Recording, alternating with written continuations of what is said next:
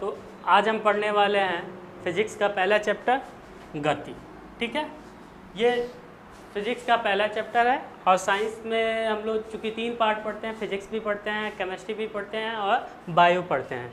तो फिजिक्स का पहला चैप्टर कौन सा है भाई?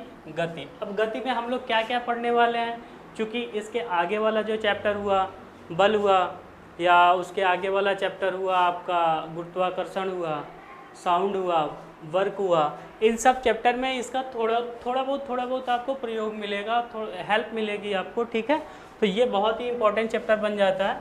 तो आइए देखते हैं कि गति में हम लोग क्या क्या पढ़ने वाले हैं। ठीक है, तो गति में हम लोग क्या क्या पढ़ने वाले हैं उस चीज़ को हम लोग देख लेते हैं। तो पहला हो जाता है कि हम लोग क्या पढ़ लेंगे भाई? गति। ठीक है, यानी कि मोशन। गति क्या होता है, मोशन क्या होता है। ठीक है, फिर हम लोग क्या पढ़ेंगे? गति के प्रकार, गति के प्रकार ये आपका हम लोग पढ़ेंगे दिशा के आधार पर, दिशा के आधार पर। ठीक है, और अगला हम लोग इसी में टाइप्स पढ़ने हैं। गति के प्रकार ये भी हैं, गति के प्रकार। ठीक है, ये आपका हो जाएगा विमा के आधार पर।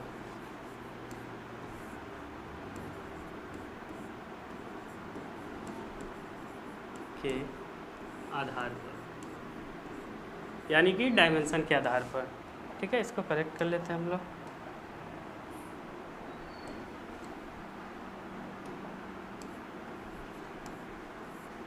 विमा के आधार पर। अब जैसे ही गति कंप्लीट होगा उसके बाद अगला टॉपिक हो जाएगा अपना रेस्ट, यानी कि विराम। विराम, इसमें हम लोग देखेंगे कि वस्तुएं रेस्ट में कब होती हैं, कैसे होती हैं। ठीक है, तीसरा टॉपिक हम लोग पढ़ लेंगे भाई, गति हो गया, गति के प्रकार हो गया, विराम हो गया, और साथ साथ हम लोग देखेंगे कि दूरी क्या होता है, यानी कि डिस्टेंस।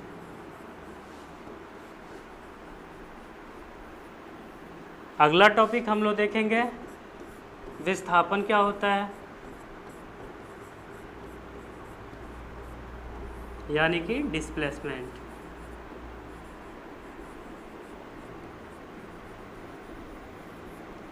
ठीक है, जैसे ही हम लोग दूरी और विस्थापन देख लेंगे उसके बाद हम लोग देखेंगे कि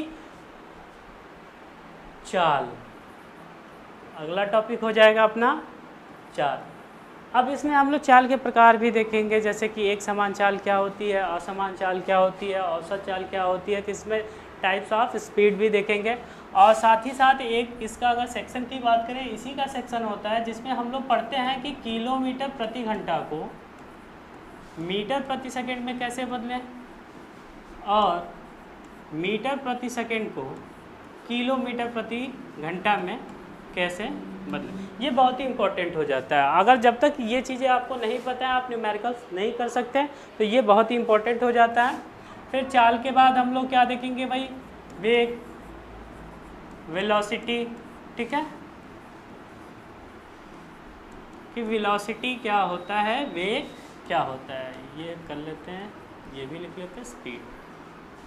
तो वेलोसिटी क्या होता है? अब इसमें वेलोसिटी के टाइप्स देखेंगे, जैसे कि हम बोले कि एक समान वेग क्या होता है, असमान वेग क्या होता है, और साथ ही साथ हम लोग औसत वेग के बारे में भी जानेंगे। ठीक है, वेग के बाद हम लोग देखेंगे त्वरण। ठीक है, ये आपका हो जाता है त्वरण, सातवां पॉइंट हो जाता है त्वरण। एक्सीलरेशन। ठीक है,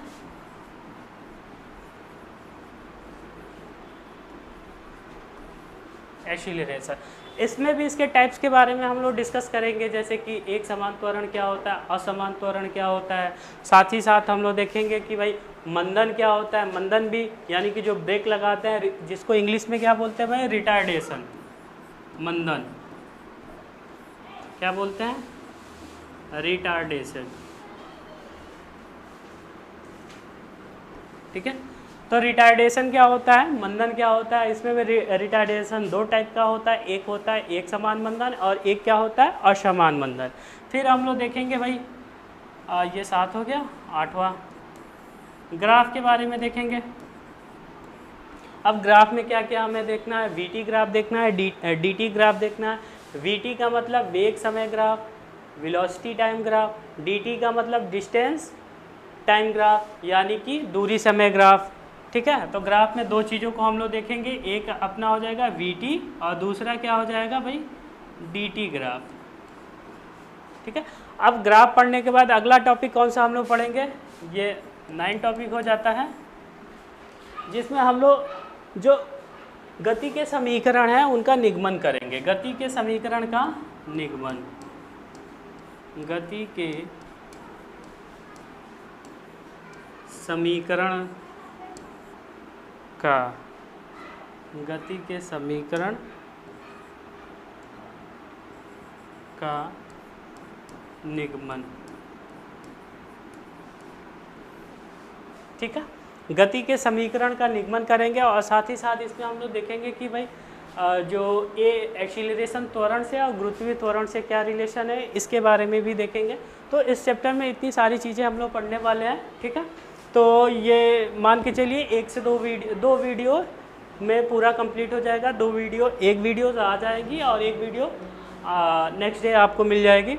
और जैसे ही ये पूरा चैप्टर फिनिश होता है, इसके साथ ही साथ आपको एनसीईआरटी के जो न्यूमेरिकल्स के पार्ट हैं उसके लिए भी वीडियो प्रोवाइड की जाएगी। ठीक है, तो आइए स्टार्ट करते हैं। पहला टॉपिक है अपना, क्या है भाई पहला टॉपिक, गति। गति क्या होती है,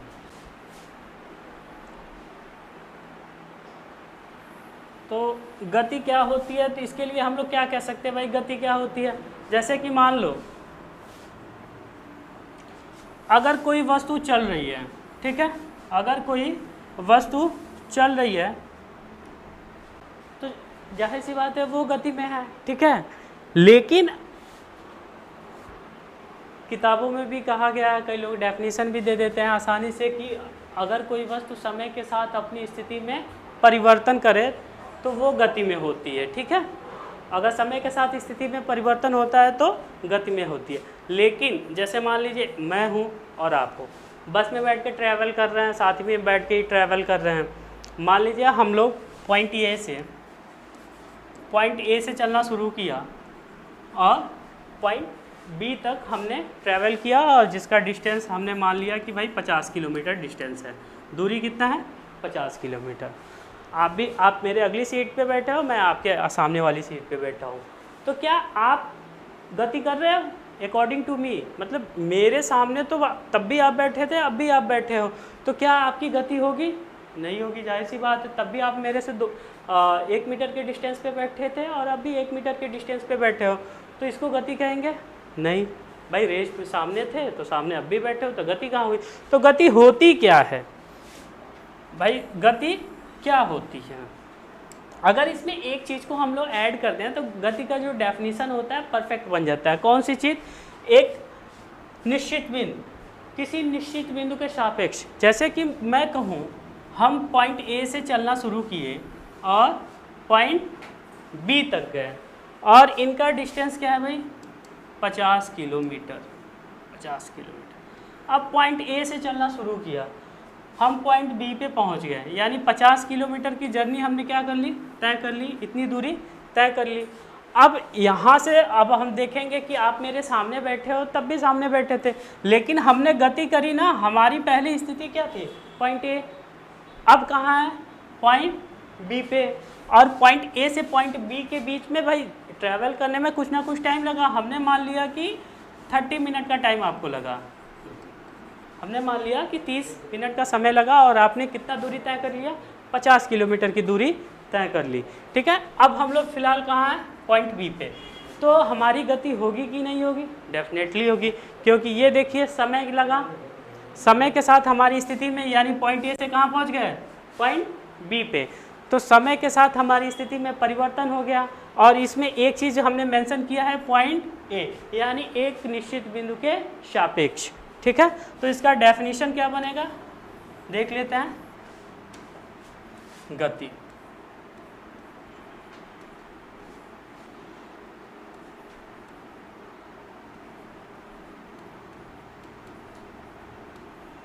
इसका डेफिनेशन हो जाएगा, किसी निश्चित बिंदु के सापेक्ष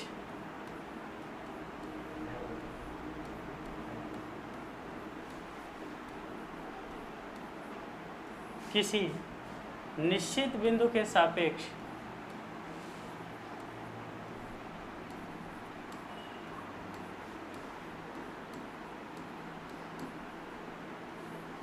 किसी निश्चित बिंदु के सापेक्ष किसी वस्तु या व्यक्ति में वेट सापेक्ष समय के साथ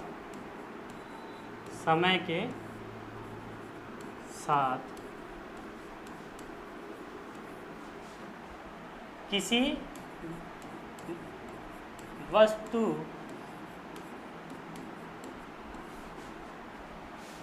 या व्यक्ति में, भाई वो व्यक्ति भी हो सकता है और वस्तु भी हो सकता है। तो किसी निश्चित बिंदु के सापेक्ष समय के साथ किसी वस्तु या व्यक्ति में स्थिति में परिवर्तन, इसमें परिवर्तन, स्थिति में परिवर्तन, स्थिति में परिवर्तन गति कहलाता है। उस वस्तु की, उस व्यक्ति की गति कहलाएगा। ठीक है,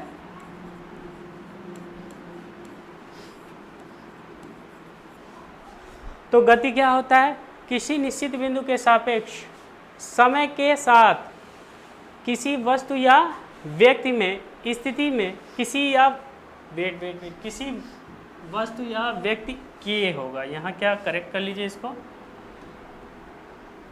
कि किसी वस्तु या व्यक्ति के स्थिति में परिवर्तन को क्या कहते हैं, गति कहते हैं। अब गति क्या क्या हो सकता है भाई, जैसे कि मान लो कि आप झूले पे झूलते हो, झूला कैसा होता है, ऐसे कुछ होता है। ठीक है,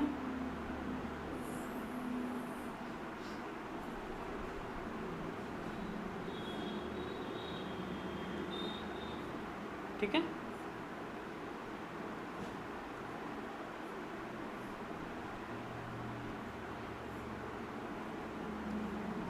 ठीक है। तो ये झूले की गति भी क्या हो जाएगी, गति कहलाएगी। अगर मैं कहूँ कि ये हमारा क्या है, सन है, ये हमारा सन है और सन के चारों ओर पृथ्वी क्या कर रही है भाई, चक्कर लगा रही है ऐसे, तो ये भी क्या हो जाएगी, पृथ्वी की एक गति हो जाएगी, समय के साथ स्थिति में परिवर्तन हो रहा है।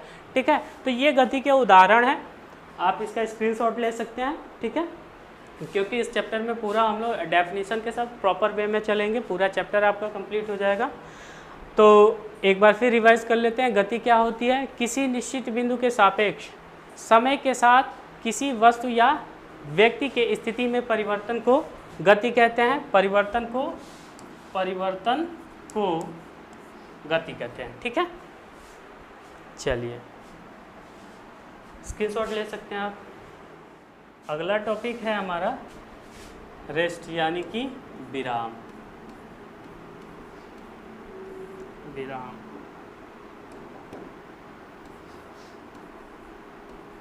रेस्ट,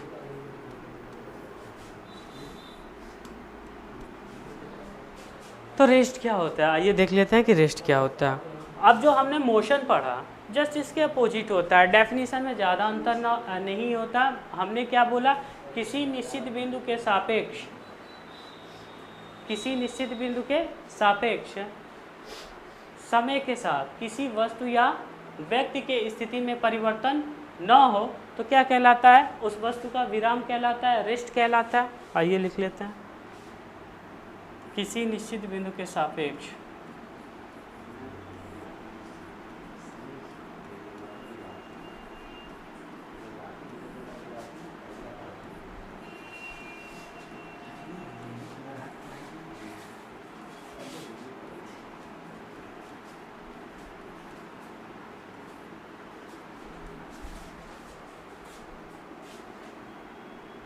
समय के साथ, किसके साथ भाई? समय के साथ किसी वस्तु या व्यक्ति में, किसी वस्तु या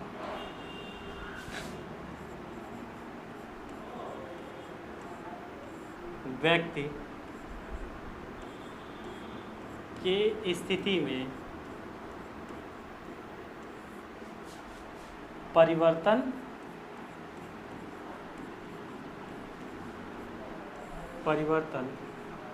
न हो तो क्या कहलाता है भाई? रेस्ट कहलाता है, विराम कहलाता है। किसका? उस व्यक्ति का, उस वस्तु का। तो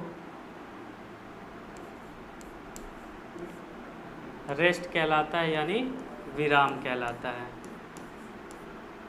विराम किसका? उस वस्तु का और व्यक्ति का। ठीक है। तो विराम क्या होता है? किसी निश्चित बिंदु के सापेक्ष समय के साथ साथ भी बोल सकते हैं, समय के साथ भी बोल सकते हैं, कोई दिक्कत नहीं। समय के साथ किसी वस्तु या व्यक्ति के स्थिति में परिवर्तन न हो तो क्या कहलाता है? विराम कहलाता है। विराम के लिए जैसे कि मान लीजिए आप मुझे देख रहे हो 2 मिनट 4 मिनट से तो देख ही रहे होगे, 2 मिनट हो गया, 4 मिनट हुआ, मान लीजिए 1 ही मिनट हुआ, तो 1 मिनट से आप देख रहे हो, 1 मिनट से क्या हो, एक जगह पॉज लिए हो, बैठे हो, चुपचाप बैठे हो, तो आपकी स्थिति क्या हो जाएगी? रेस्ट में हो जाएगी। आप किस में हो? विराम में हो। इसका हम लोग ग्राफ भी देखेंगे। जब हम लोग ग्राफ पढ़ेंगे ना तो रेस्ट का ग्राफ कैसे बनता है, गति का ग्राफ कैसे बनता है, ये सारी चीज़ें हम लोग देखेंगे। ठीक है, वो आगे आपको देखने को मिलेगा। तो वीडियो में आप लोग क्या करो, बने रहो। सो विराम हो गया। स्क्रीनशॉट लेना चाहते हैं तो ले सकते हैं स्क्रीनशॉट। अब आते हैं हम लोग गति के प्रकार। गति हमने देख लिया, अब गति के प्रकार देख लेते हैं। गति के प्रकार,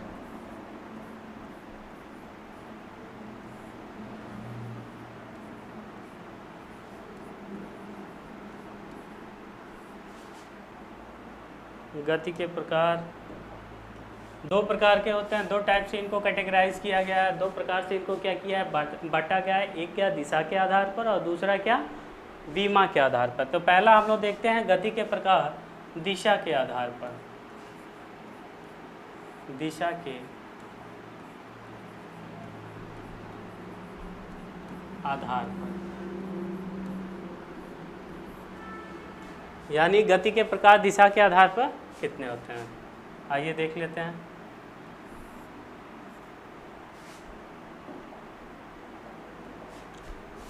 पहला हो जाता है आपका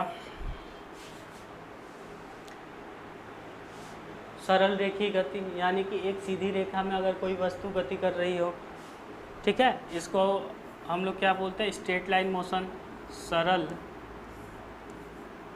रेखीय गति।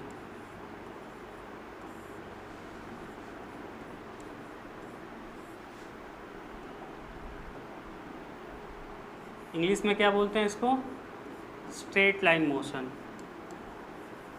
Straight line motion. ठीक है, तो ये होता क्या है,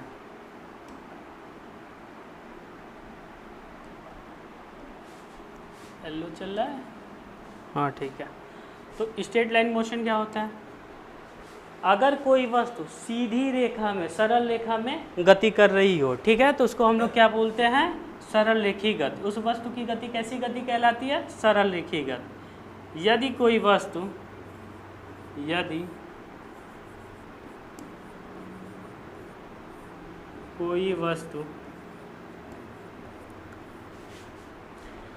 सीधी रेखा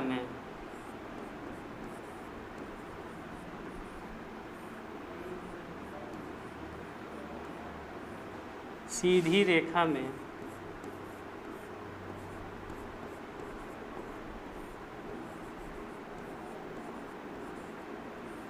गति करती है तो उस वस्तु की गति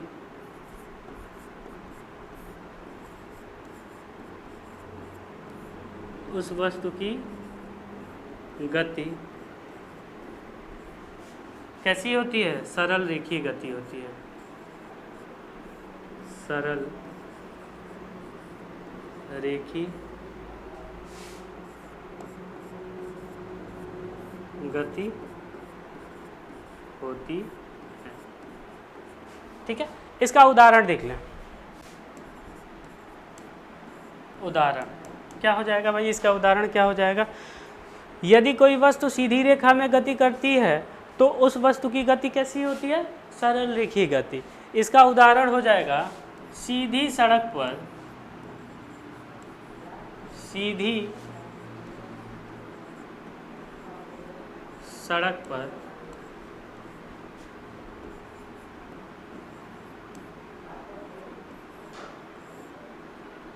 सीधी सड़क पर चलती हुई कार। ठीक है, क्या हो जाएगा? सीधी सड़क पर चलती हुई कार, ये सरल रेखीय गति का एक बेस्ट एग्जाम्पल हो जाएगा। यानी वो क्या कर रही है? सीधी सड़क पे क्या कर रही है? एक कार गति कर रही है, दो विमाओं में गति नहीं कर रही है, एक सीधी सरल रेखा पे गति कर रही है। अब गति के प्रकार में अगला देख लेते हैं हम लोग। अगर आपको स्क्रीनशॉट लेना है तो स्क्रीनशॉट ले सकते हैं इसका। ठीक है, चूँकि नेक्स्ट स्लाइड का हम लोग यूज करेंगे। ठीक है, तो ले सकते हैं, आप स्क्रीनशॉट ले सकते हैं। तो थोड़ा छोटा कर लें, दिख रहा है आपको? अब चलिए यही रहने देते हैं।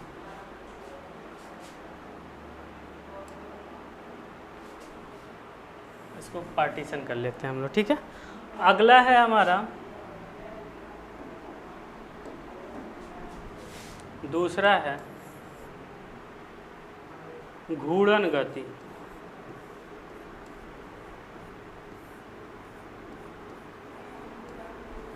घूर्णन गति। ठीक है, घूर्णन गति क्या होता है भाई?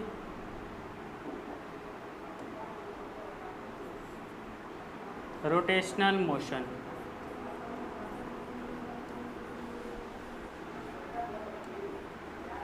इसको सर्कुलर मोशन भी बोलते हैं। ठीक है, क्या बोलते हैं? Circular motion.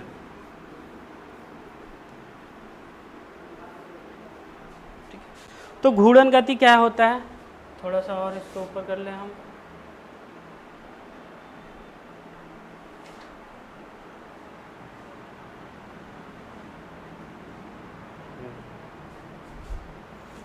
देख लेते हैं कि भाई घूर्णन गति क्या होता है।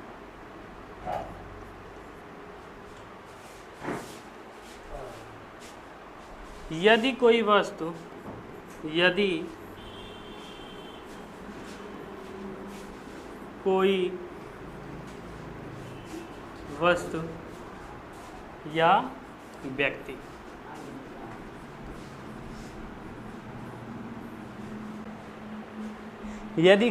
या व्यक्ति वृत्तीय पथ पर गति करता है। कहाँ भाई?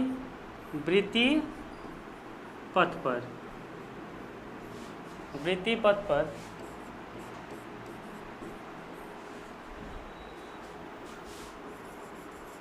गति करता है तो उस वस्तु की गति उस वस्तु या व्यक्ति, ठीक है, उस वस्तु या व्यक्ति की गति, इसको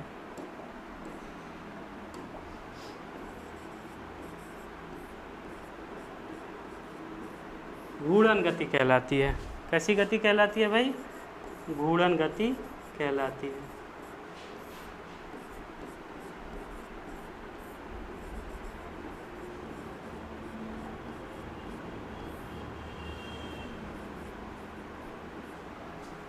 ठीक है, तो घूर्णन गति क्या होता है?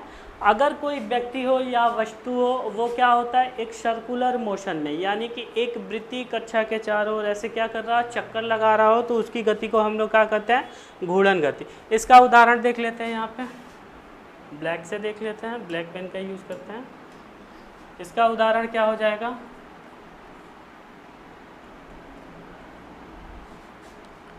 अभी हमने कहा झूले की गति, झूले की गति,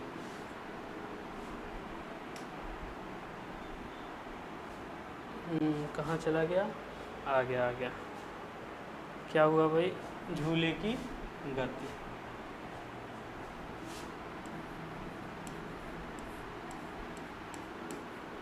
अब झूले की गति कैसे हो सकता है देख लेते हैं। ये झूला लगा होता है, ठीक है। अब ये यहाँ पे मान लो एक क्या होता है, बॉक्स बना होता है जिसमें व्यक्ति बैठता है झूला झूलने के लिए, ऐसे बॉक्स बना होता है ना भाई, ठीक है। और ये क्या करता है, चारों ओर क्या करता है, रोटेशनल मोशन करता है, चारों ओर क्या करता है, एक ही कक्षा के चारों ओर चक्कर लगाता है, एक वृत्तीय पथ पे क्या करता है, घूमता रहता है। तो इसको हम लोग क्या कहते हैं भाई, घूर्णन गति बोलते हैं, रोटेशनल मोशन बोलते हैं, इसको कई लोग सर्कुलर मोशन भी बोलते हैं, तो इसमें कोई दिक्कत नहीं है, सर्कुलर मोशन बोलिए, रोटेशनल मोशन बोलिए, ठीक है। हिंदी में क्या बोलते हैं, घूर्णन गति। स्क्रीनशॉट ले सकते हैं, ठीक है। चलिए हो गया, आते हैं नेक्स्ट स्लाइड पे। चूँकि हम लोग गति के टाइप्स पढ़ रहे हैं, तो पहला हमने क्या पढ़ा, सरल रेखीय गति, ठीक है। दूसरा हमने क्या पढ़ा, घूर्णन गति, और तीसरा हम लोग क्या पढ़ेंगे, कंपन गति, ठीक है, कंपन गति तीसरा हो जाएगा आपका।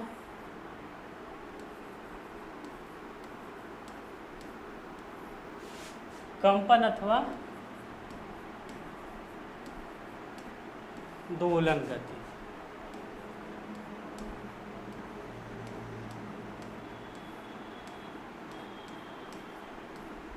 ठीक है। तो कंपन अथवा दोलन गति, इसको हम लोग क्या बोलते हैं भाई, दोलन गति को क्या बोलते हैं, कंपन मतलब वाइब्रेट करना, वाइब्रेटरी मोशन बोलता है, ठीक है। और दोलन क्या होता है, ऑसिलेटरी मोशन होता है। तो कंपन अथवा दोलन गति क्या होता है, इसको देख लेते हैं। जब कोई वस्तु,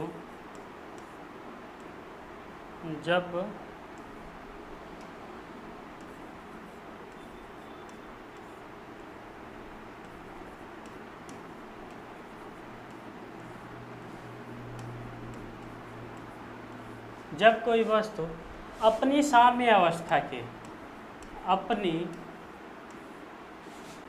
मूल अवस्था के, यानी जो उस वस्तु की मूल अवस्था है, अपनी मूल अवस्था,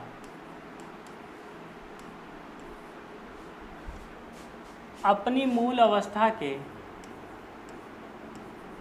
ऊपर नीचे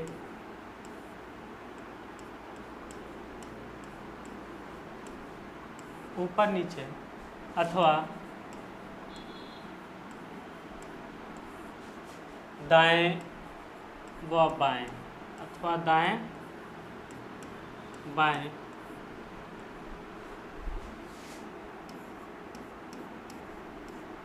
गति करता है, तो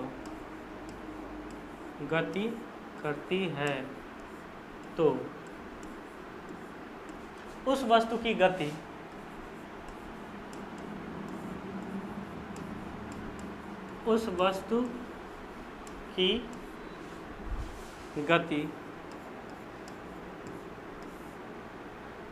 कंपन अथवा दोलन गति कहलाती है।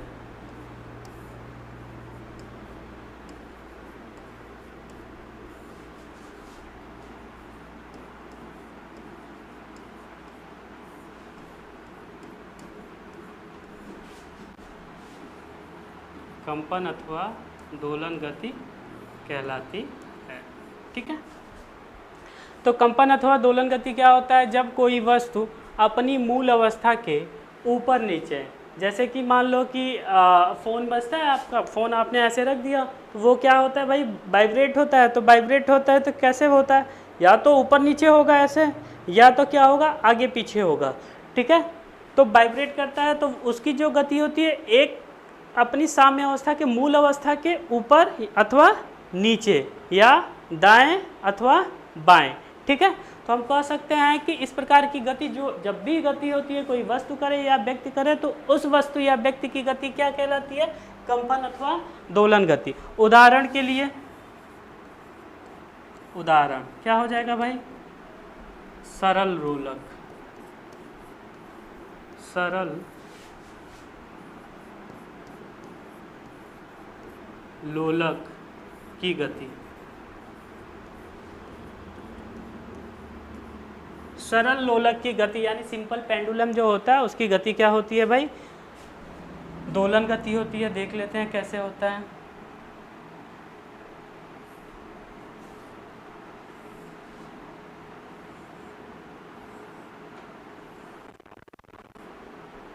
ये यहाँ से यहाँ जाता है, ठीक है। पुनः ये क्या होता है, यहाँ से यहाँ आता है, फिर यहाँ जाता है, फिर यहाँ से यहाँ आता है, ठीक है।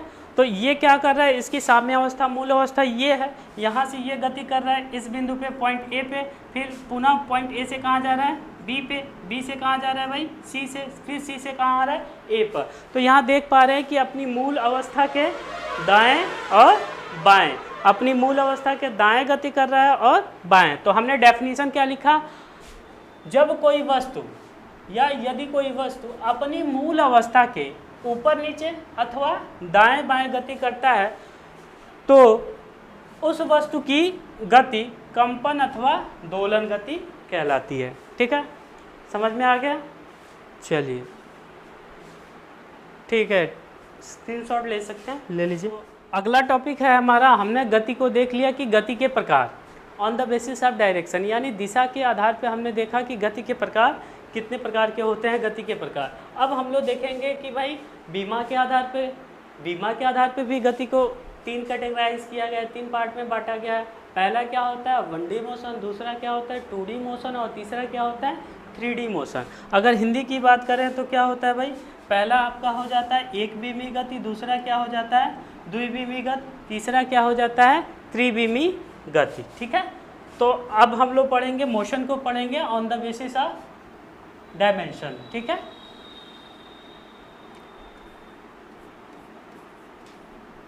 गति के प्रकार,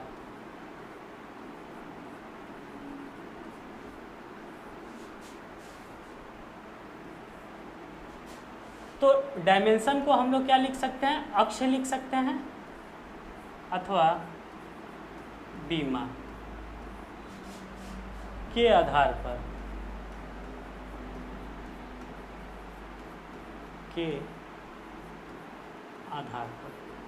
ठीक है।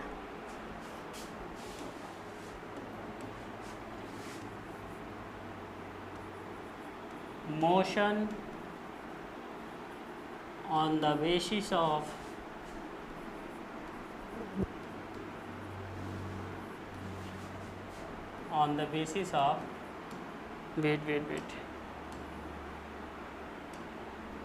डायमेंशन,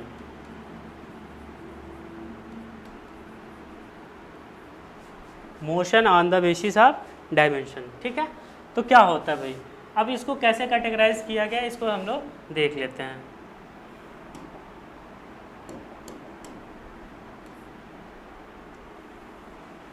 अगर पहले बात करें तो पहले इसको तीन भागों में बांटा गया है। पहला क्या है इसका 1D मोशन यानी एक बीमी गति,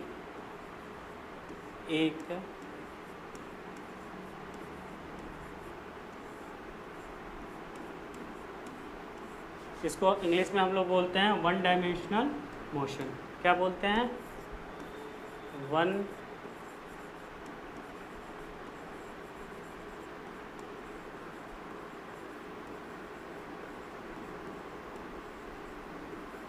1 डायमेंशनल मोशन। 1 डायमेंशनल मोशन क्या होता है, यदि कोई वस्तु एक बीमा में गति करे, यानी अगर लंबाई में गति कर रही है तो लंबाई में गति करे, अगर चौड़ाई में गति कर रही है तो चौड़ाई में गति करे, अथवा यदि अगर ऊंचाई में गति कर रही है तो ऊंचाई में गति करे। यानी सिर्फ किस में गति करना चाहिए, एक ही बीमा में गति करनी चाहिए। यदि कोई वस्तु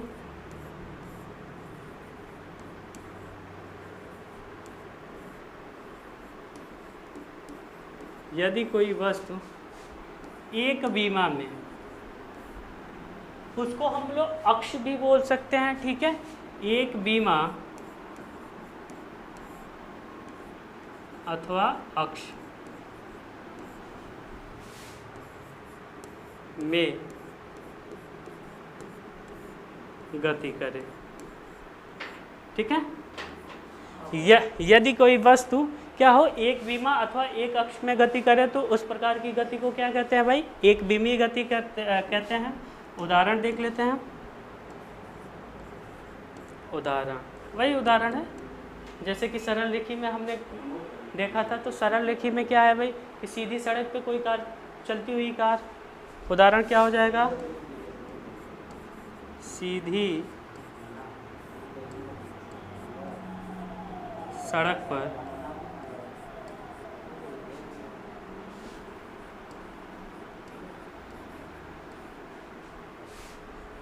चलती हुई कार। तो सीधी सड़क पर चलती हुई कार का मतलब क्या हुआ, सीधी सड़क पे एक क्या कर रही है, गाड़ी चल रही है, तो उस प्रकार की गति को क्या बोलेंगे, एक विमीय गति बोलेंगे। अगला देख लेते हैं हम लोग।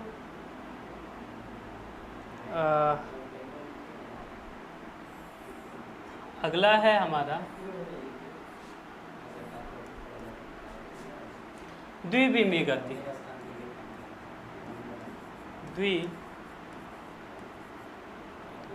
सेम से कर दिया जाए।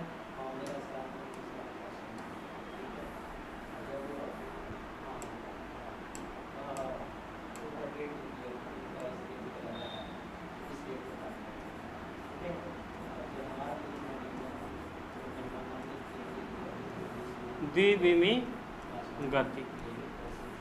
ठीक है, क्या होता है द्विविमीय गति, क्या होता है इसको देख लेते हैं। Two dimensional motion, to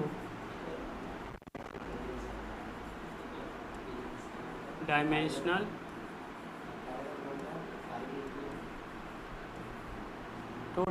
motion. Two dimensional motion क्या होता है इसको हम लोग देख लेते हैं। यदि कोई वस्तु दो विमा में गति करे, सीधी सी बात है, छोटा सा इसका डेफिनेशन। यदि कोई वस्तु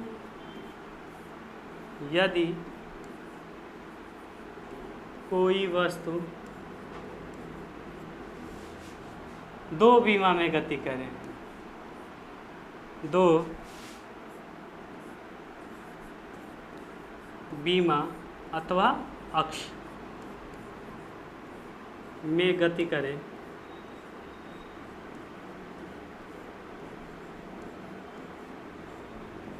ठीक है।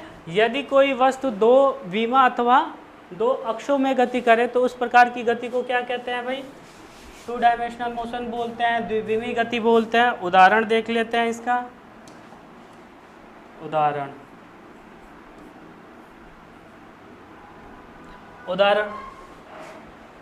जैसे कि कह सकते हैं हम लोग वृत्तीय गति। ठीक है, तो वृत्तीय गति मान लीजिए, ये वृत्तीय गति में क्या हो जाएगा, झूले की गति।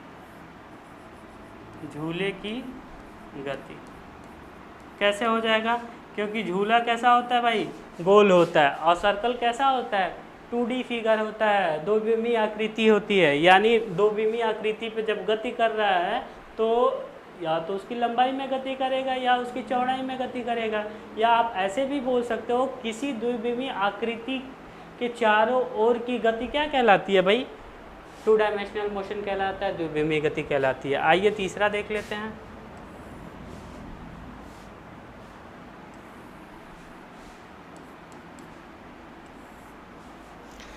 तीसरा है हमारा त्रिविमीय गति।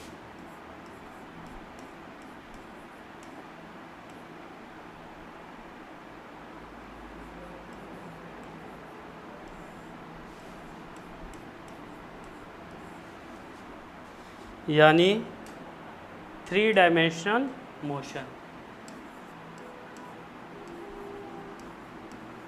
3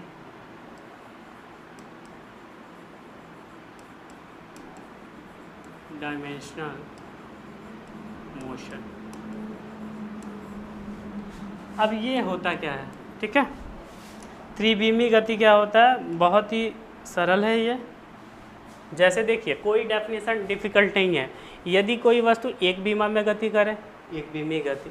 यदि कोई वस्तु दो विमा में गति करे, दो विमीय गति। तो इसका क्या हो जाएगा, यदि कोई वस्तु 3 विमा में गति करे, क्या हो जाएगा भाई, यदि कोई वस्तु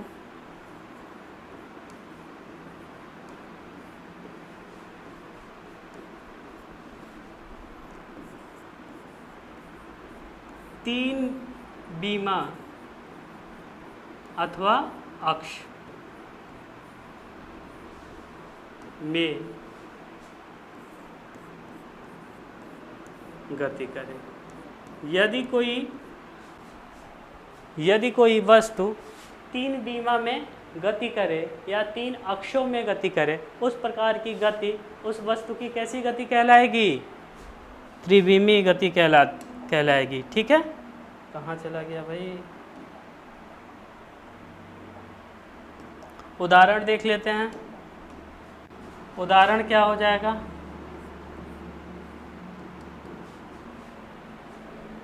हवा में उड़ती हुई चिड़िया। ठीक है, हवा में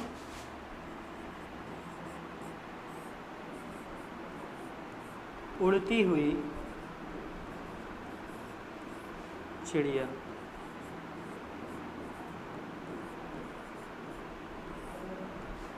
हवा में उड़ती हुई चिड़िया। ठीक है, तो चिड़िया कैसे उड़ती है? एक बार सीधे आकाश में चली जाती है, कभी इधर घूम जाती है, दाएं घूम जाती है, कभी बाएं घूम जाती है, यानी लंबाई में भी गति करती है और चौड़ाई में भी गति करती है और ऊंचाई में भी गति करती है। तो हवा में उड़ती हुई चिड़िया किसका उदाहरण है? त्रिविमी गति का। झूले की गति किसका उदाहरण है? द्विविमी गति का। और सीधी सड़क पर चलती हुई का किसका उदाहरण है? एक विमी गति का। तो मुझे लगता है कि ये जो गति के टाइप्स हैं, types of motion on the basis of dimension के आधार पे जो गति के प्रकार हैं उसको आप समझ सकते हैं। ठीक है, अगर आपको स्क्रीनशॉट लेना है तो स्क्रीनशॉट ले सकते हैं। अब हमने क्या क्या देख लिया?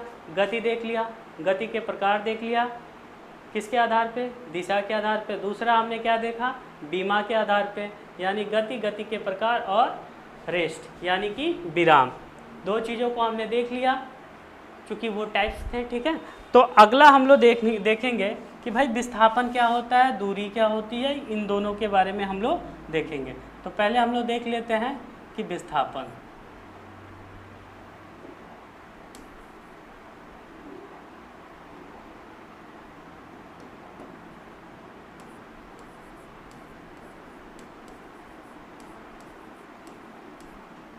विस्थापन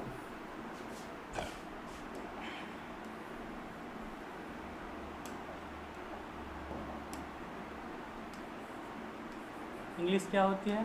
डिस्प्लेसमेंट।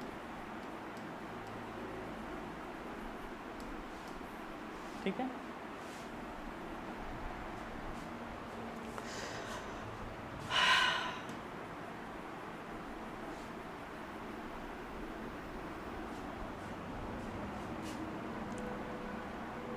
तो विस्थापन क्या होता है? विस्थापन होता है, इसका छोटा सा क्या है भाई डेफिनेशन है, बहुत ही छोटा सा। दो बिंदुओं के बीच की न्यूनतम दूरी। 2 बिंदुओं के बीच की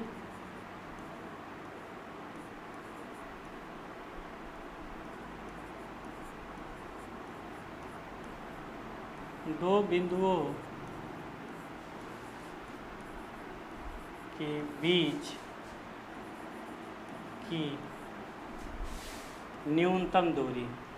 कौन सी दूरी भाई? न्यूनतम दूरी।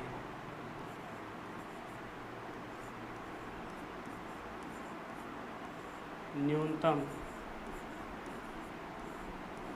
दूरी को विस्थापन कहते हैं।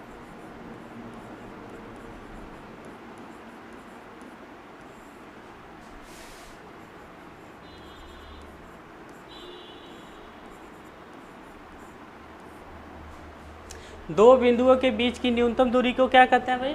विस्थापन कहते हैं। उदाहरण, अब इसको थोड़ा सा हम लोग समझ लेते हैं। ठीक है, अब क्या होता है, जैसे कि मान लीजिए कोई व्यक्ति बिंदु ए से चलना प्रारंभ किया, बिंदु बी तक गया और बिंदु बी से बिंदु सी तक गया। अगर मैं कहूँ कि बिंदु ए से बिंदु बी की दूरी कितनी है? 50 मीटर है। 50 मीटर है, तथा बिंदु बी से बिंदु सी की दूरी हमने बोल दिया 40 मीटर है। कितनी है भाई? 40 मीटर है। यानी बिंदु ए से बिंदु बी की दूरी कितनी है 50 मीटर और बी से कितनी सी की दूरी कितनी है 40 मीटर। अगर वह व्यक्ति बिंदु ए से चलना प्रारंभ करता है और बी तक चलता है, यानी बी ए से गया कहाँ तक गया भाई बी तक, पुनः सी तक गया, पुनः सी से जब वह बी तक आता है तो हम देख पा रहे हैं कि वो चलना कहाँ से प्रारंभ किया था बिंदु ए से, ठीक है। और चूँकि डेफिनेशन में हमने पढ़ा है कि दो बिंदुओं के बीच की न्यूनतम दूरी, यानी इसको ऐसे भी हम कह सकते हैं दो स्थितियों के बीच की न्यूनतम दूरी। यानी अगर ये बिंदु बी पे पुनः आ गया है तो इसकी स्थिति बिंदु बी पे है, चलना कहाँ से शुरू किया था ए से, अब इसके बीच की न्यूनतम दूरी कितनी है भाई 50 मीटर, कितना है 50 मीटर। तो उस व्यक्ति का विस्थापन क्या हो जाएगा 50 मीटर। यानी कि अगर कोई व्यक्ति सीधे चलता है ए से सी तक तो उसने कुल कितना विस्थापन किया 50 और 40, 50 और 40 बराबर 90 मीटर।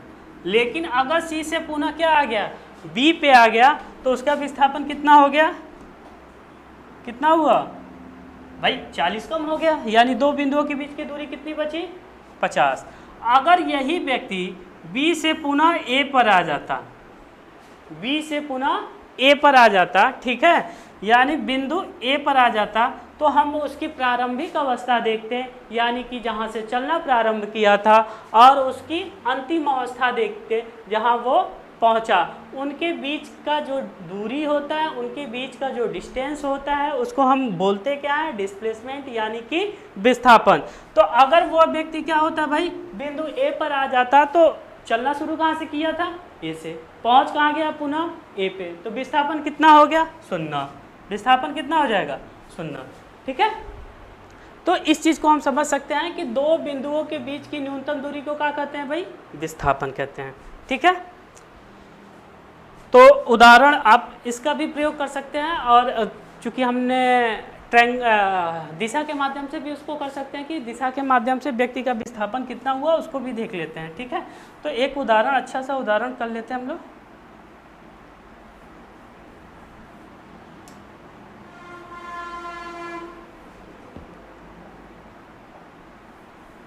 क्या बात है भाई,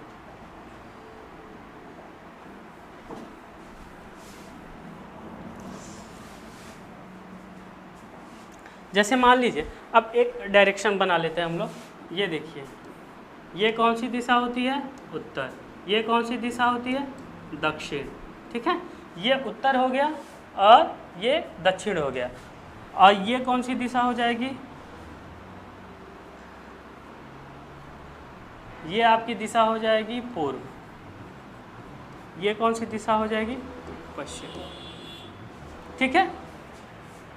अब इसी के आधार पे देख लीजिए, माना राम बिंदु ए से चलना प्रारंभ करता है, माना राम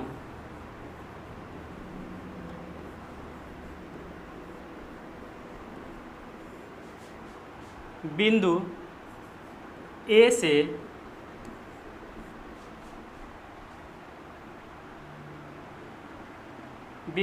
से चलना प्रारंभ करता है, या इसको ऐसे भी लिख सकते हैं बिंदु ए से 4 मीटर पूर्व की ओर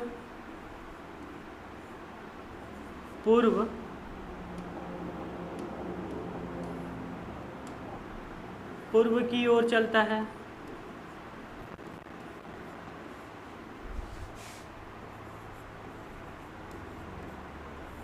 बिंदु ए से 4 मीटर पूर्व की ओर चलता है, ठीक है। और कहाँ पहुँच जाता है बी पर। आप इसको ऐसे लिख सकते हैं, माना राम बिंदु ए से 4 मीटर पूर्व की ओर बिंदु बी तक चलता है, बिंदु बी तक चलता है, ऐसे कर लीजिए आप लोग, पूर्व की ओर बिंदु बी तक चलता है, बिंदु बी तक चलता है,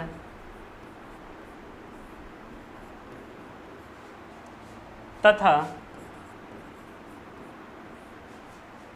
अब ये पूर्व की ओर 4 मीटर चल गया तथा बाएं दिशा की ओर मुड़कर बाएं दिशा की ओर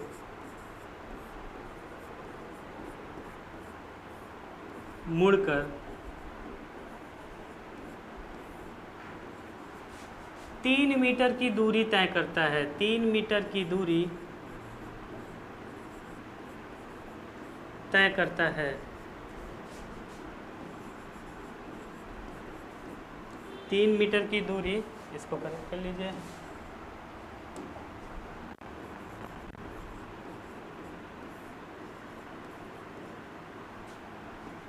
तो राम का कुल विस्थापन होगा, राम का विस्थापन होगा, विस्थापन होगा, ठीक है।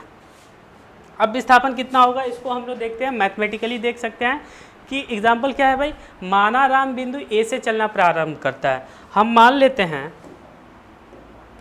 कि राम यहाँ पे है, ये है बिंदु ए।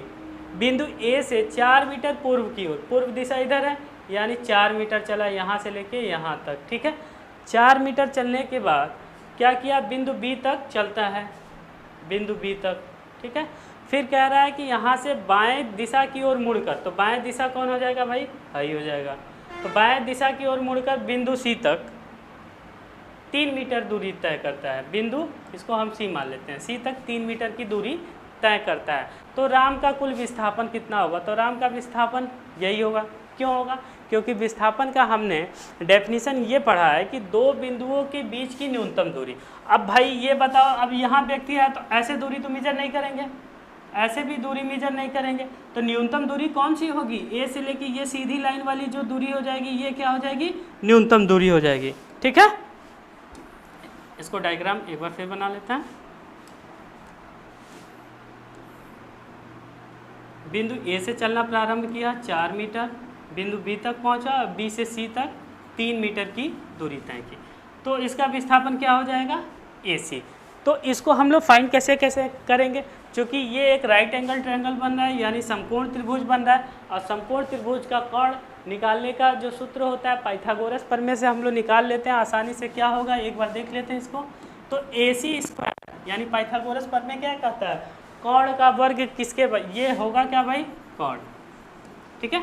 तो कोण का वर्ग किसके बराबर होता है, आधार के वर्ग और लंब के वर्ग के योग के बराबर, ठीक है। यानी कि इंग्लिश में क्या बोलते हैं इसको, square of hypotenuse equal to square of base and square of perpendicular, sum of दोनों का सम, दोनों का योग, ठीक है। तो ये आधार का वर्ग ए बी है, ए बी का स्क्वायर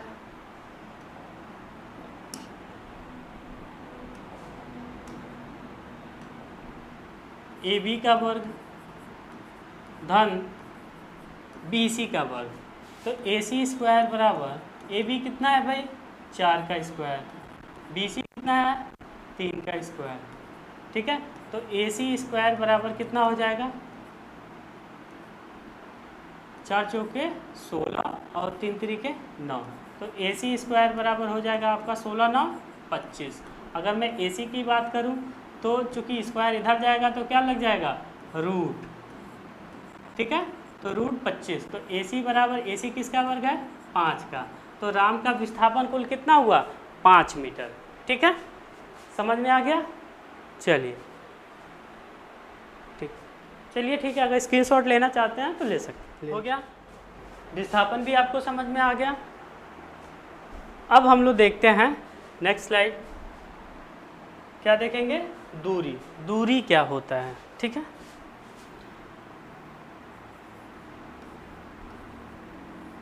दूरी,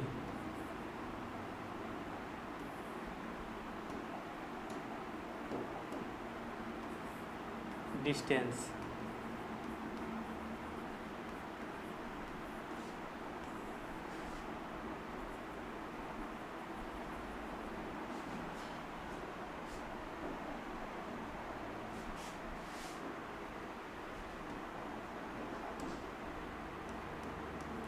दूरी क्या होता है भाई? किसी वस्तु या व्यक्ति द्वारा किसी, देख लो भाई, ये जो वस्तु है और व्यक्ति है हर जगह रहता है, किसी वस्तु या व्यक्ति द्वारा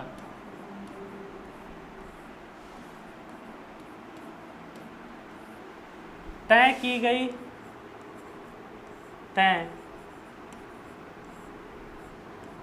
गई पथ की कुल लंबाई, पथ की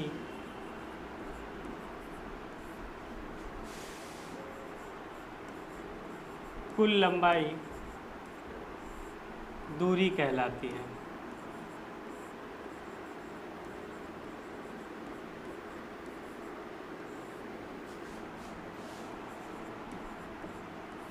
ठीक है, तो दूरी क्या होता है? किसी वस्तु या व्यक्ति द्वारा तय की गई पथ की कुल लंबाई को क्या कहते हैं? दूरी।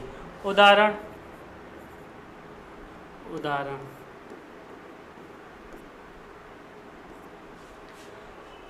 माना एक व्यक्ति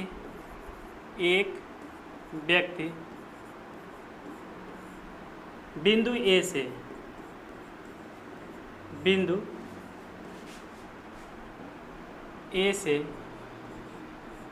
बी तक 5 किलोमीटर की दूरी तय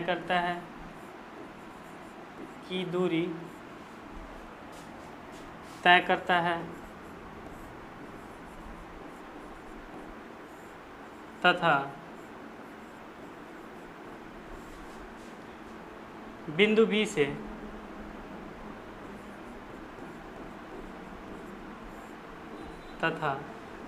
से सी तक 10 किलोमीटर की दूरी तय करता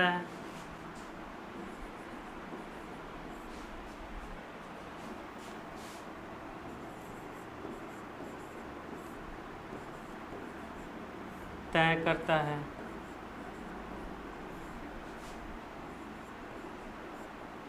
पुनः बिंदु सी से ए तक वापस आ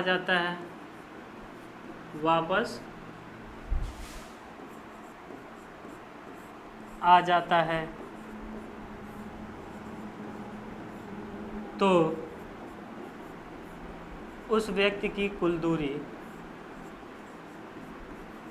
उस व्यक्ति द्वारा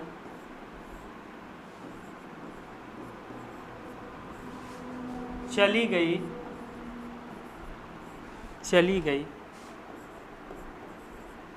कुल दूरी होगी।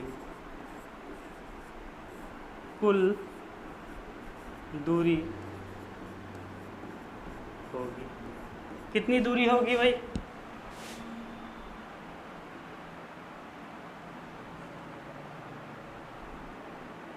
हाँ, हमने क्या कहा? एक व्यक्ति बिंदु ए से चलना प्रारंभ करता है। इसको थोड़ा सा हम लोग डायग्राम बना लेते हैं, अच्छे से समझ में आ जाएगा। ठीक है, मान लीजिए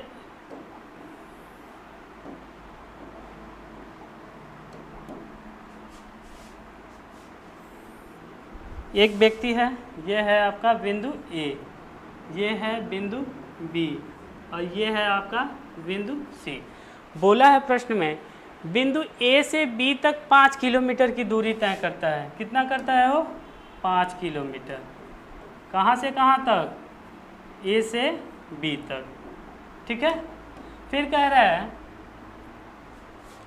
कि बी से सी तक 10 किलोमीटर की दूरी तय करता है। मान लेते हैं कि ये दूरी कितनी है? 10 किलोमीटर। कितनी है भाई? 10 किलोमीटर। फिर कह रहा है कि पहले तो ये ए से कहाँ जाता है? सी। पहले ए से बी जाता है, बी के बाद सी जाता है, पुनः क्या करता है भाई? वापस सी से ए तक आ जाता है। तो वह व्यक्ति कुल कितना दूरी तय किया? पहले ए से बी गया, तो उस व्यक्ति की दूरी, कुल दूरी कितनी हो जाएगी? पहले ए से बी तो AB प्लस फिर B से C BC प्लस फिर C से कहाँ आ गया A CA। तो देख लेते हैं AB कितना दिया हुआ है 5 किलोमीटर, BC कितना है 10 किलोमीटर और C से लेके A तक पुनः वापस आ गया है। तो चला कितना है 5 10 15, तो 15 क्या हुआ भाई वापस आ गया। तो वह व्यक्ति कुल कितना दूर चला 10 5 15 15 30, ठीक है। तो उस व्यक्ति द्वारा तय की गई कुल दूरी कितनी हो जाएगी 30 किलोमीटर, ठीक है। अगर यही विस्थापन होता तो विस्थापन क्या हो जाता शून्य हो जाता, क्योंकि व्यक्ति A से B गया, B से C गया और C से पुनः कहाँ आ गया A पर आ गया, तो उस व्यक्ति का विस्थापन क्या हो जाएगा शून्य हो जाएगा, ठीक है। नोट कर सकते हैं आप लोग। अगर स्क्रीनशॉट लेना चाहते हैं तो स्क्रीनशॉट भी ले सकते हैं। स्लाइड पर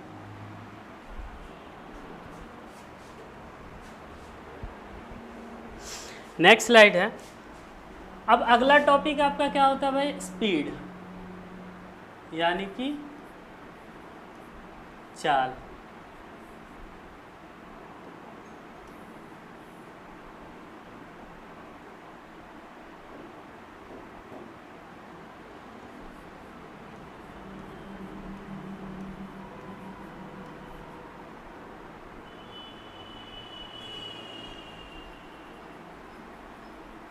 ठीक है। अब चाल क्या होती है इसको देख लेते हैं। चाल क्या होती है इसको देख लेते हैं। अब चाल को हम लोग दो तरह परिभाषित कर सकते हैं। एक जो आज तक हम लोग पढ़ते आए हैं कि डिस्टेंस पर यूनिट टाइम, एक कॉल्ड स्पीड, यानी कि एकांक समय में किसी वस्तु या व्यक्ति द्वारा चली गई दूरी क्या कहलाती है चाल कहलाती है। तो क्या हो सकता है एकांक समय में, एकांक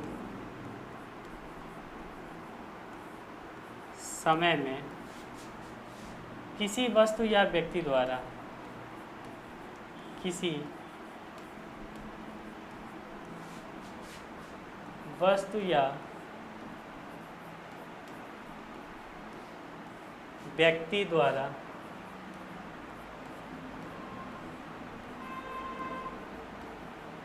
चली गई दूरी, चली गई दूरी चाल कहलाती है,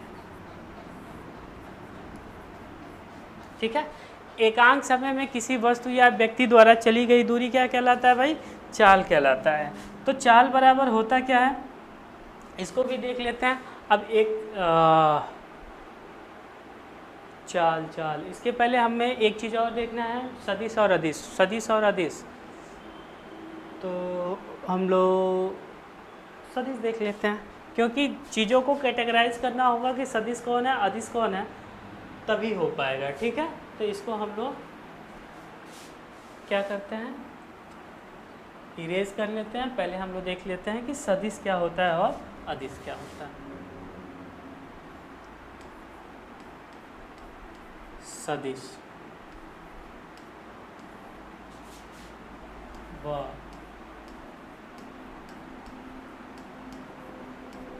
अदिश राशियां,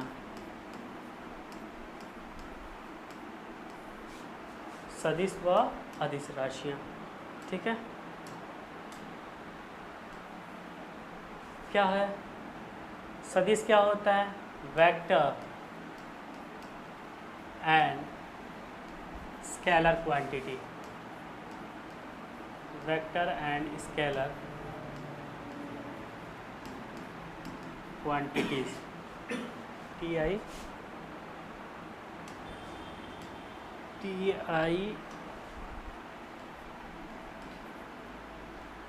ठीक है। क्या होता है सदिश व अदिश, स्केलर एंड वेक्टर क्वांटिटी या वेक्टर एंड स्केलर क्वांटिटी, कोई दिक्कत नहीं है। अब इसमें कौन कौन सा दो पार्ट हैं, एक कौन सा है भाई, एक है हमारा सदिश, एक है हमारा अदिश। दोनों को एक एक करके देख लेते हैं। तो पहला कौन सा है सदिश, सदिश राशि, ठीक है। सदिश राशि को इंग्लिश में क्या बोलते हैं, यानी वेक्टर क्वांटिटी। कौन क्वांटिटी, वेक्टर।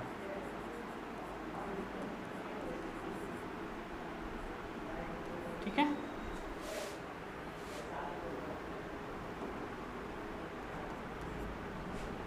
अब सदिश राशि क्या होती है, जिन भौतिक राशियों को, जिन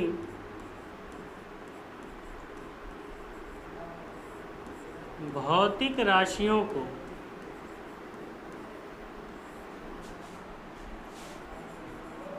मापने के लिए, मेजरमेंट करने के लिए, ठीक है, मापने के लिए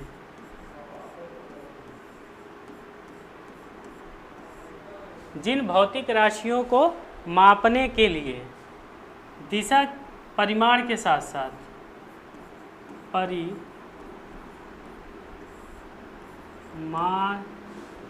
के साथ साथ दिशा की भी आवश्यकता पड़ती है,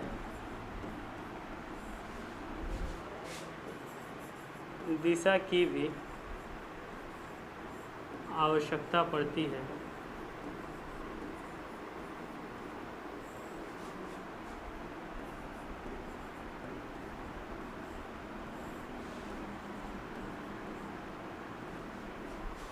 सदिश राशि कहलाती है, सदिश राशि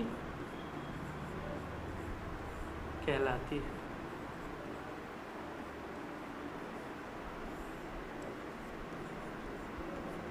ठीक है। उदाहरण देख लेते हैं। हमने कहा जिन भौतिक राशियों को मापने के लिए परिमाण के साथ साथ दिशा की भी आवश्यकता पड़ती है, उसको हम लोग क्या बोलते हैं भाई, सदिश राशि बोलते हैं। यानी उदाहरण में क्या क्या हो सकता है, वेग, त्वरण, ठीक है, वेग हो गया, त्वरण हुआ, बल हो गया, इत्यादि इत्यादि, ये सभी क्या हैं, सदिश राशियाँ हैं। यानी कि इनको मेजरमेंट करने के लिए हमें परिमाण तो चाहिए, साथ साथ क्या चाहिए भाई, दिशा भी चाहिए। ठीक है। अगला है आपका सदिश हो गया। अब अदिश राशियाँ,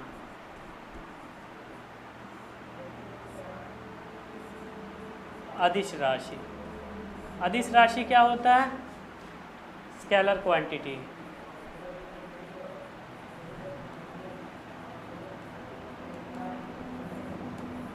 ठीक है। अदिश राशि क्या होता है, स्केलर क्वांटिटी। देख लेते हैं इसको।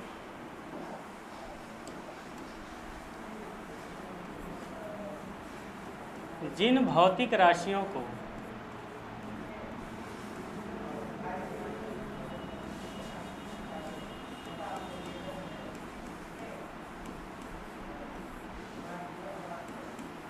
मापने के लिए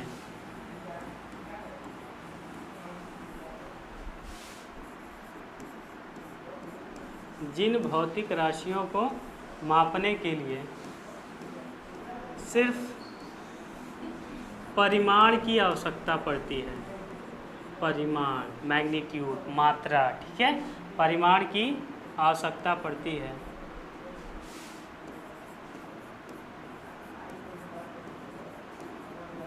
आवश्यकता पड़ती है, अदिश राशि कहलाती है।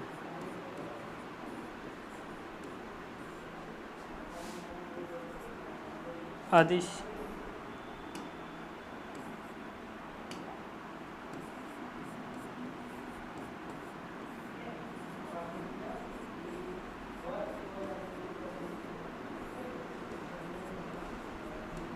ठीक है।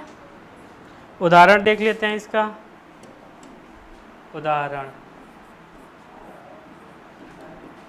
क्या हो जाएगा, द्रव्यमान, ठीक है, चाल, ठीक है, द्रव्यमान हो गया, चाल हो गया, समय इत्यादि। ठीक है, इसको हम लोग अभी समझ भी लेते हैं, जैसे ही डिफरेंस हम लोग समझेंगे ये चीज़ें और अच्छे से क्लियर हो जाएंगी आप लोगों को। ठीक है, और एक मेरा तरीका है याद करने का, आई होप आप लोगों को अच्छा लगेगा। मैं इतना बड़ा याद नहीं करना होता है, ठीक है, इसको बस एक बार समझ लोगे, चीज़ें याद करने की ज़रूरत ही नहीं पड़ेगी। तो वो चीज़ कौन सी है, वो मैं आपको दिखा रहा हूँ। 100 और क्या है, और 100 और अ। जैसे हम लोग बोलते हैं समान, तो उसका विपरीत क्या हो जाता है, असमान। ठीक है, तो यहाँ देख रहे हैं कि 100 दिश, दिश मतलब क्या भाई, दिशा, 100 मतलब साथ, दिशा के साथ, यानी जिन भौतिक राशियों को मापने के लिए दिशा के साथ परिमाण की आवश्यकता पड़ती है, यानी परिमाण के साथ दिशा या दिशा के साथ परिमाण, कोई दिक्कत नहीं है, कुछ भी बोल सकते हैं, पहले किसी को बोल सकते हैं। तो इसमें दिशा की आवश्यकता पड़ती है और इसमें दिशा की आवश्यकता नहीं पड़ती। ठीक है, तो जहाँ पे 100 आगे लग गया यानी दिशा के साथ, और जहाँ पे और लग गया यानी बिना दिशा के, दोनों सेम है। दोनों का डेफिनेशन क्या है, सेम है।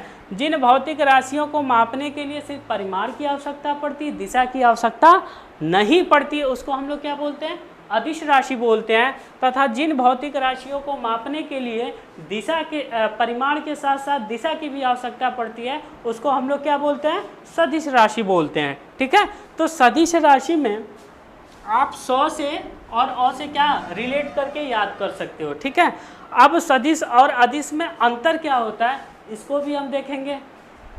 ठीक है, तो सदिश और अदिश में अंतर देखने से पहले अगर आप इस चीज़ को नोट डाउन करना चाहते हो तो नोट डाउन कर लो, स्क्रीनशॉट लेना चाहते हो तो स्क्रीनशॉट ले लो। ठीक है, चलिए हो गया, चलिए ठीक। अब थोड़ा सा समझ लेते हैं इसको हम, सदिश राशि, सदिश राशि, एक मिनट, हाँ ठीक है, चलिए सदिश राशि और अगला क्या है, अदिश।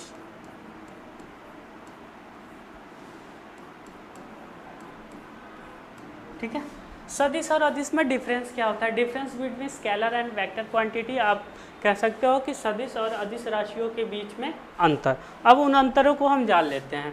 सदिश का मतलब क्या हुआ भाई, दिशा के साथ साथ, क्या हुआ जी, दिशा के साथ साथ। तो पहला है इसमें, पहला अंतर यह है कि भाई सदिश राशियों को मापने के लिए किसकी आवश्यकता पड़ती है,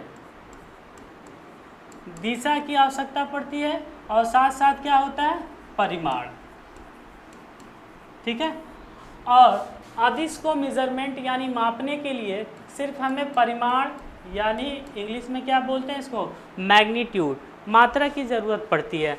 अब जैसे कि हमने उदाहरण आपको बताया है, ठीक है, उदाहरण क्या बताया है कि द्रव्यमान, द्रव्यमान।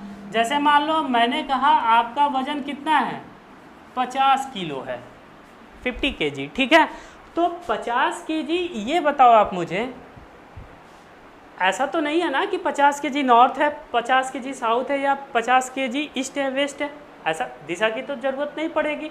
यानी आपको ये तो नहीं कहना पड़ेगा ना कि हमारा वजन 50 kg या किधर है, दक्षिण है, ऐसा होता है, नहीं होता।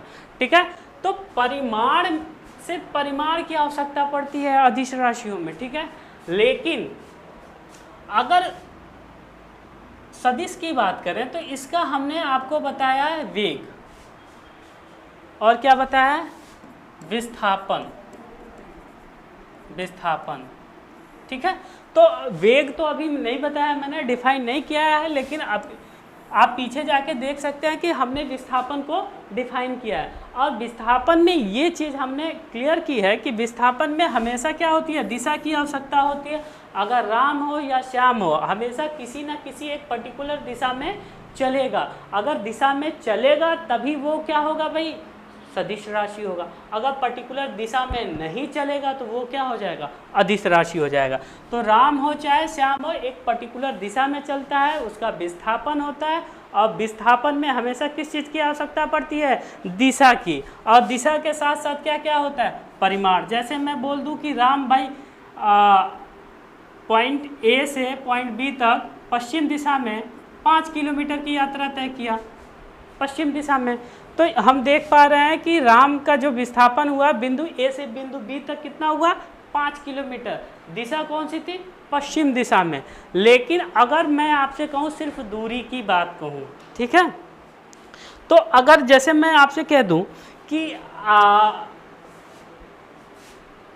हाँ दूरी, चूँकि दूरी को अगर कैटेगराइज किया जाए तो लंबाई हुई, चौड़ाई हुई, ऊंचाई हुई, ये सभी क्या है, एक प्रकार की दूरी है ना। हाँ, तो लंबाई हुई, चौड़ाई, जैसे कि मान लो आपकी हाइट 6 फीट है, चलिए अगर आपकी हाइट 6 फीट है तो आपको ये तो डिफाइन नहीं करना होता है कि मेरी हाइट 6 फीट पश्चिम दिशा में है, आप पूर्व दिशा में 5 फीट हो जाएगी, ऐसा तो नहीं होता है ना। लंबाई क्या है भाई, लंबाई को बताने के लिए दिशा की आवश्यकता नहीं पड़ती।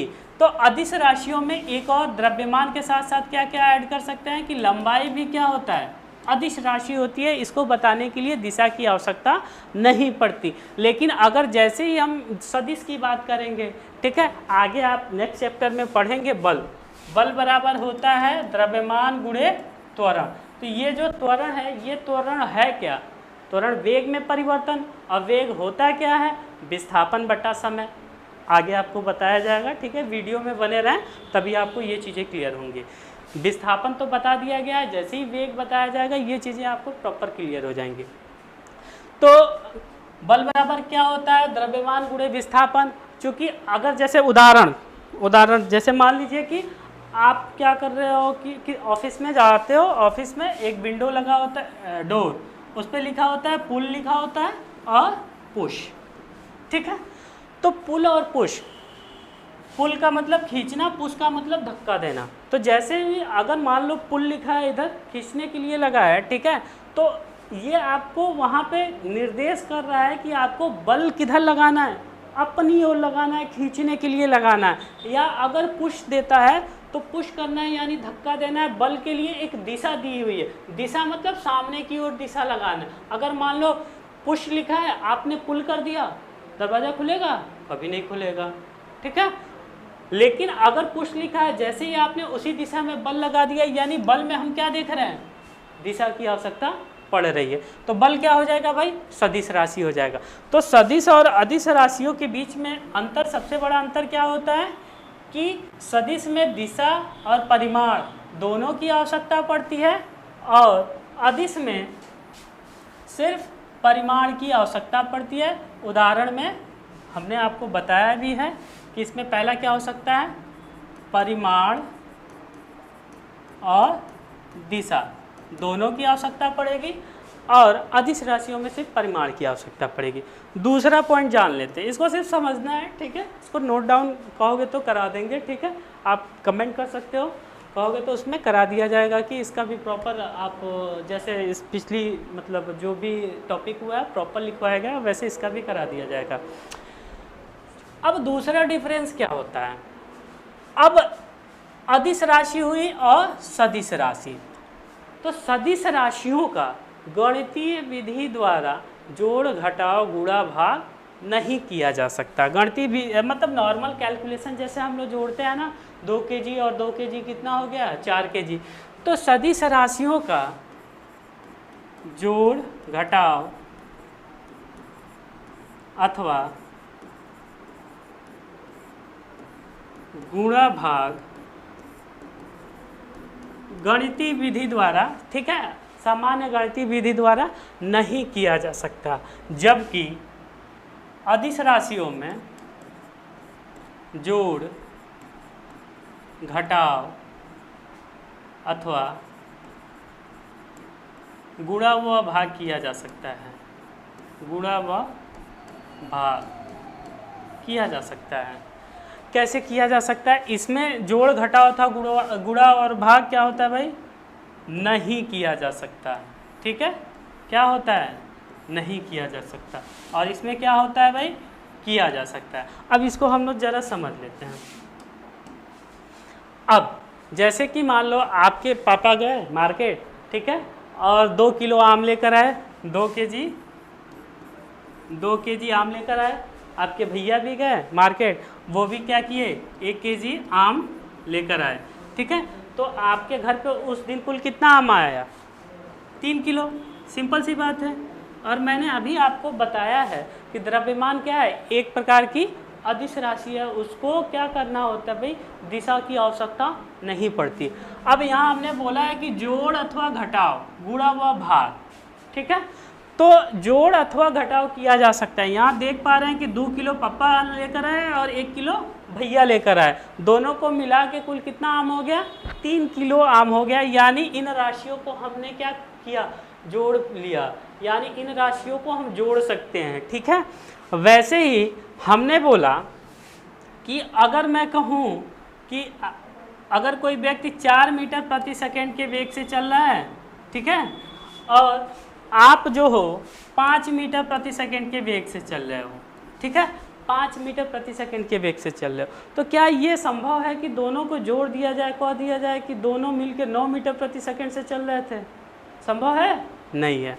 ठीक है, तो इन राशियों का जोड़ अथवा जोड़ घटाव गुणा व भाग नहीं किया जा सकता, जबकि अदिश राशियों का जोड़ अथवा गुणा भाग आसानी से किया जा सकता है। ठीक है, ये संभव भी है। चलिए, अब एक चीज़ और सुन लीजिए इसको। जो सदिश राशियाँ होती हैं, इनके ऊपर हम लोग तीसरा पॉइंट लिख सकते हैं, इनके ऊपर एक तीर यानी कि वेक्टर लगा के प्रदर्शित करते हैं। एक वेरिएबल अगर आपको दिया है, जैसे मैं कहूँ त्वरण को ए से प्रदर्शित करते हैं, और ए के ऊपर तीर लगाकर हम क्या कर सकते हैं, प्रदर्शित कर सकते हैं, क्योंकि ये क्या है, त्वरण सदिश राशि है। लेकिन अदिश राशियों को, जैसे मान लीजिए मीटर, अरे 4 मीटर 5 मीटर, कभी ये नहीं ना होता है कि 4 मीटर पूरा ना, किलोग्राम, ठीक है, तो इसमें नॉर्मल सा वेरिएबल हम लोग प्रयोग करते हैं कि एक किसी वेरिएबल का यूज कर लेते हैं, चर राशियों का प्रयोग कर लेते हैं। ठीक है, मीटर हुआ, सेंटीमीटर हुआ, किलोग्राम हुआ, ये सब नॉर्मल सी चीज़ों को प्रयोग कर लेते हैं। लेकिन अदिश राशियों को सदिश राशियों को दर्शाने के लिए हम ऊपर क्या करते हैं, एक वेक्टर लगाते हैं, और वेक्टर के द्वारा इसे क्या करते हैं, प्रदर्शित करते हैं। तो ये तो हुआ आपका सदिश और अदिश, ठीक है, में अंतर। आई होप कि आपको ये पूरा समझ में आ गया होगा। ठीक है, चलिए नेक्स्ट वीडियो में आपको पूरा मिल जाएगा। ठीक है, आगे के जो लेक्चर्स हैं, आगे के जो टॉपिक्स हैं, नेक्स्ट वीडियो में आपको पूरा मिल जाएगा। और इस वीडियो को आप देखिए, लाइक करिए, कमेंट करिए, शेयर करिए। ठीक है, नेक्स्ट वीडियो में जो भी रिमेनिंग टॉपिक हैं, जो भी बचे हुए टॉपिक हैं, उसमें आपको पूरा देखने को मिलेगा। ठीक है, चलिए।